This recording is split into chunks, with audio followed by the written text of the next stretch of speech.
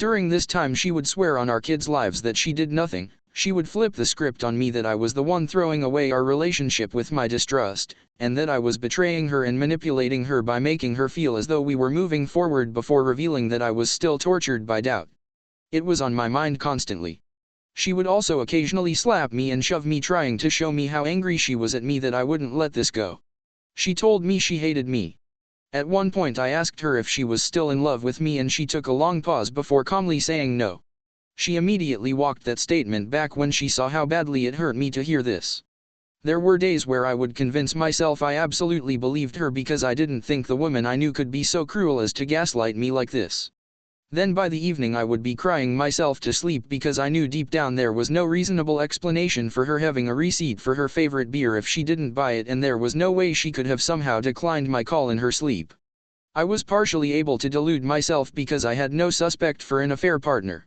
She showed me she had no installed, or ever installed and then deleted, dating apps on her phone. Her co-workers are two older ladies, and she works from home and went on the work trip alone. She also knows nobody in that town. I had slight suspicions about one ex-boyfriend of hers who is the only one she has that she doesn't hate, but he lived 5 hours from the town where she was and it just seemed unlikely. He was also in the picture 15 years ago. However, she had run into him briefly at a restaurant the previous summer and he invited her out to catch up and have beers. She told me she politely declined and said that she had to return to her family with the food she was picking up, and that was that. There was also a time about 10 years ago when I found that she was looking at all his photos on Facebook when I checked her browser history. Not cool of me, I know. Also, during this whole summer of hell she randomly started shoving me one morning and then blurted out, "There's things about me you don't even know." I thought for a moment and then said, "Have you had an abortion?" She seemed shocked by my guess but said yes. I asked who got her pregnant and she replied that it was the boyfriend. I had never really known in detail how they had broken up, but apparently when she found out she got pregnant she panicked and got an abortion without telling him, broke up with him, and then moved and went back to college. The story I had heard was more that he was an abusive a-hole and an alcoholic. But apparently she left him while still being completely in love but just got scared and ran away. Fast forward to a couple weeks ago. My wife is finishing up her last work trip of the year, and while I'm still extremely bothered by the unexplainable evidence I had found, I'm trying my best to put it behind us and just move forward for the sake of our family. If she did cheat, certainly she would never do it again after seeing how much turmoil it caused in our relationship and how close our family was to being broken up.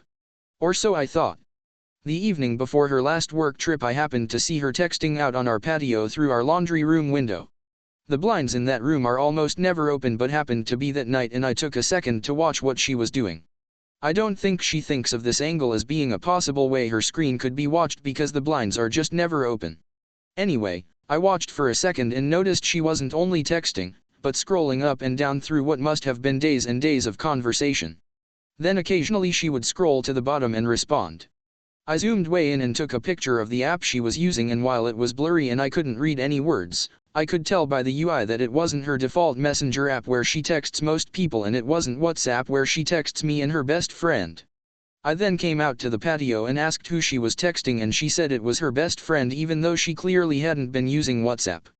Just to rule out that she might have been texting someone else earlier in the default messenger app, one checked her smartwatch later that night and she didn't even have any conversations from that day.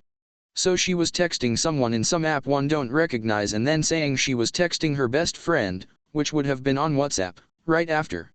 I chose not to confront her about this because I just assumed she would deny it anyway and she would paint me as crazy for zooming in on her screen. When she goes on work trips, she has had 3 since the recent trip, I had already become hypervigilant, and seeing the shady texting she was doing only made me more so. I'm constantly looking to confirm what she says she's doing with anything I can find to back up her story. I'm just needing constant reassurance. So the night of her last trip, when she tells me in the evening that she needs to get off the phone because she wants to watch a Netflix show, I go into her Netflix account and check if she's watching that show. She told me she was watching the season finale of a show and her watch progress bar didn't even show her as having completed the second to last episode of the season. I kept checking it for hours seeing if it would update and it never did. This freaked me out, and so I decided to open her YouTube profile on our TV where she is signed in to see if she was watching something else. I start looking through her watch history and I'm suddenly seeing tons of strange content she would never watch. Man content. Frisbee golf, motorcycles, hunting, biking/BMX, hiking, nature shows, rock climbing, rap music I recognized from my high school days. I immediately freaked out. All I have ever really been told about her ex-boyfriend is that he was really into rock climbing. A quick Google of his very unique name pulls up his profile on a competitive frisbee golf tournament database. Other results show his placing in a bike race and his profile on AllTrails, a hiking app. It's now basically obvious to me what's going on and my suspicions are all but confirmed. However, I choose not to confront her right away. The next morning she tells me she ordered breakfast from a nearby diner on DoorDash, eggs, bacon, and hash browns. The same diner that he used to work at and that I recall her once telling me they used to go to frequently. I checked the credit card that she has attached to her DoorDash account and found many other DoorDash charges, but none for that diner. Someone else clearly bought breakfast. At this point I'm losing my mind, but I don't want to get in a huge argument while in separate cities, so I wait. When she finally gets home, I wait for a lull in the conversation and calmly ask her if she can explain the YouTube history. She immediately acts offended and says I'm being weird and runs off to the other room to take a work call. No idea if she actually had to.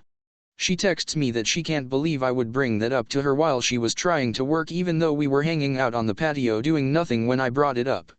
I waited almost a half hour for the right time to talk about it. She then begins to text me excuses about how her YouTube probably autoplayed the content. When I mentioned that she doesn't have autoplay on, she said, sometimes it still does. This is also obviously complete bullsh*t because all the channels that were being watched showed up in the search history as well as the watch history and were niche interest videos that would never just start autoplaying in her algorithm anyway, even if autoplay was on. She then tries suggesting that her YouTube account must be logged in some hotel room somewhere and claims that she logged out all devices and changed her password. I know this isn't true because her account is still logged in on my TV to this day. Furthermore, she uses a Chromecast dongle at hotels so she doesn't have to worry about logging in every app every time. Even furthermore, she stays at Marriott hotels which log out your TV apps automatically on checkout. Even furthermore, I scrolled the watch history all the way back as far as I could. It shows a distinct pattern of chunks of this guy's interests followed by weeks of her normal music videos she watches followed by another chunk of his content, from some of the same creators, followed by more of her normal stuff followed by another chunk of his stuff. It's so clear that this is not the activity you would see from a YouTube account that has been somehow logged in on a hotel TV for months with new guests coming through every night. This is him watching sh*t back at the hotel room while she works, and it happened on every work trip she's had this summer. Eventually, after running out of excuses that make any sense, she freaks out about how I'm insinuating that she's cheating and she divorces me via text and drives off, refusing to look at me. I call her and she's in a complete state of meltdown and hangs up on me after driving the wrong direction down a one-way street. She then proceeds to stay at her best friend's house for 2 days, takes our kids out of town to her mom's for 3 days, then by the time she's back she has an apartment lined up to move into within 5 days. Within 3 days of moving out she bought a new car, got a new dog, and got new tattoos. Meanwhile, during this move-out process she's telling me things like she will always hold out hope for us, she thinks she could come back, and she still wants to do things together as a family. During the week between her decision to move out and actually being able to get into her apartment, we had a couples counseling session that we had booked before she made that decision. We decided to still go because at the very least we will be co-parenting for the next 16 years together. In that session she continued to lie to the therapist and had a, maybe fake, panic attack that derailed much of the conversation.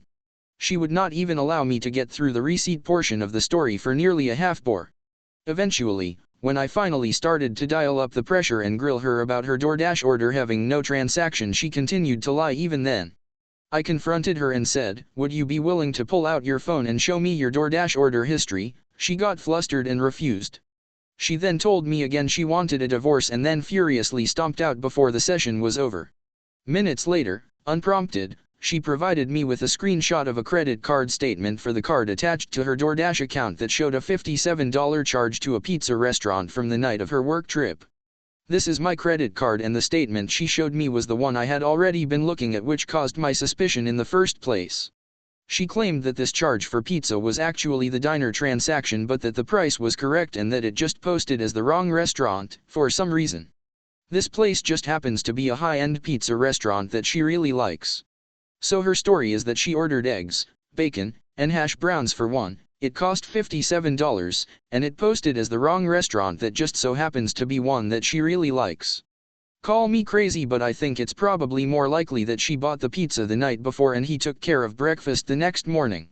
When I asked why she was willing to show the credit card statement but not simply her order history in the DoorDash app, she said it was because she couldn't log into DoorDash and she had bad service in an alley. When I asked if she could show me it now that she had service and could log in, because the order history certainly wouldn't show the wrong restaurant, it would show what you ordered down to whether or not you wanted utensils, she said she would not show me simply because she shouldn't have to keep proving herself innocent, and her friend agreed that she shouldn't share it. She then proceeded to tell me she was done talking about it and would only be talking with me about the kids from then on. In retrospect, there were so many clues. Squeezing in Brazilian waxes the day of her work trips that just couldn't be put off.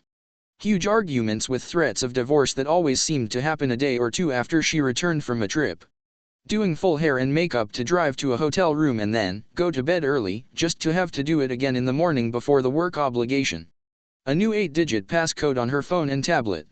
A $52 charge for Thai food takeout where she claimed to have ordered 2 entrees both with extra meat and veggies. Finding excuses to stop in her and her ex-boyfriend's hometown on the way in and out of the bigger city she would be working in. I assume she also shut down her personal credit card as soon as I asked to become an authorized user, claiming it was due to fraud. They didn't just send her a new card though, the account was just completely closed by the time mine arrived in the mail, so I couldn't view any transactions. Most of all though, I should have been more aware of how she was fully willing to provide transparency and evidence in some situations, but in others simply asking would result in divorce threats. Showing her Fitbit sleep data, installed apps, messaging history, location history. None of that was a problem because she knew nothing in there would be incriminating. She showed it all with little resistance.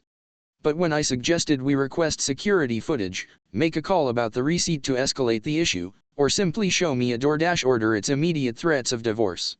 It's so clear when she knows what she would show would get her busted. I was with this woman for nearly all of my adult life. We were extremely close and best friends. We did lots of things together and had what I believed to be a great marriage. I was very happy. I am currently the stay-at-home dad until my kids are both in school, and now I'm scrambling to find a backup plan now that she moved out. I don't understand how she could do this to me or the family. She knows that I know and she can't even be honest about it. I assume this must be because she simply can't live with the shame. The shame of betraying me, the shame of breaking up our family, the shame of lying to her family, and the shame of acting in a way that doesn't align with the person she presents to the world. Both our kids are messed up by this and regressing in their behavior, and it makes me so angry I am unable to even want to look at her. However, I have to communicate with her every day about this kids. Meanwhile, she's complaining that I'm not in a good enough mood in front of the kids during drop-offs, or that it makes her sad that I would rather she not show up at our kids' activities when it's my day to have them. Her texts have a fake enthusiasm about them with exclamation points, and I just don't even know what to make of it. How am I ever going to move on having to co-parent with this woman who I no longer even recognize? She was the person in the world I trusted most, and now she's acting like this betrayal didn't even happen and just moving on with a new life. Meanwhile, she's telling her entire side of the family that I'm the one who caused this by being paranoid and refusing to move forward. Any help from anyone who has dealt with a betrayal like this would be so appreciated. Also, to anyone who has made it this far, please tell me what you think about the evidence I have found. Everyone in my personal life that I have confided in about this has been convinced that this is all exactly what it looks like. However, the gaslighting has done serious damage to me and has me questioning my sense of reality. Hearing people tell me I am not crazy is surprisingly healing. Thank you so much for taking the time to read my ramblings.